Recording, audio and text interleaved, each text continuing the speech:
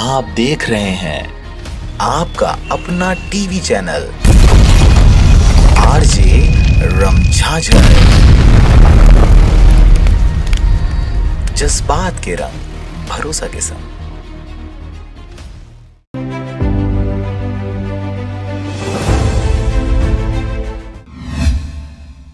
गुमशुदा, नाम अश्वनी सोनवानी, जाति मेहर, पिता राम कुमार सोनवानी, पता सकरी बिलासपुर, वार्ड क्रमांक 8, उम्र 30 वर्ष, रंग गोरा, दिनांक 15/1/2021 से बिलासपुर नया बस स्टैंड से लापता है। जो भी व्यक्ति को पता चले कृपया बताने का कष्ट करें। आपकी एक मदद से एक परिवार की जिंदगी बदल सकती है। संपर्क करें।